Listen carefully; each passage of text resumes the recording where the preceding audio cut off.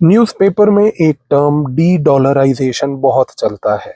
आज इस particular word के मीनिंग को समझ लीजिए। एक सिंपल लैंग्वेज में डी डॉलराइजेशन का मतलब होता है कि कंट्रीज जो पहले डॉलर का यूज कर रही थी एक दूसरे से एंगेज करके ट्रेड करने में, आज वो सारी कंट्रीज अपने करेंसीज को प्रमोट करने के लिए डॉलर का प्रयोग ना कर कर डॉलर से हट के अपनी करेंसीज को प्राइमेसी दे रही हैं। एक सिंपल एग्जांपल देता हूं।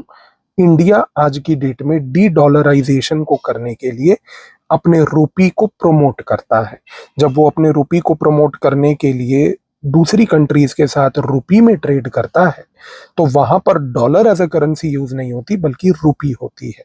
क्वेश्चन उठता है कि कोई भी कंट्री लाइक इंडिया भी अपने रुपी को प्रमोट क्यों करेगी और डी डॉलराइजेशन पे क्यों फोकस करेगी? क्योंकि आज यूएस जो है कई बार उन कंट्रीज के ऊपर सैंक्शन लगाता है जिन कंट्रीज के साथ उसके पर्सनल इश्यूज हैं।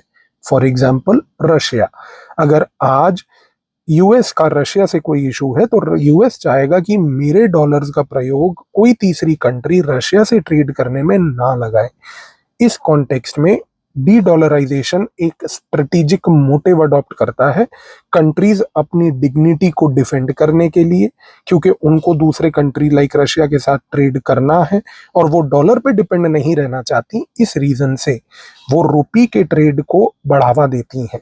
तो डी डॉलराइजेशन का मतलब है कि आप डॉलर को छोड़ के रुपी में ट्रेड को एक्सप्लोर करें, जिससे कि आप अपनी ट्रेड की डिग्निटी मेंटेन करें, अपने रुपी का इंटरनेशनलाइजेशन करें। एंड डोंट फॉरगेट, यूपीएससी बार बार ये चीज देखने की कोशिश करता है आपके एग्जाम के थ्रू कि how strategic is dedollarization. Strategic means are you able to defend your dignity to do trade with the other country और नॉट।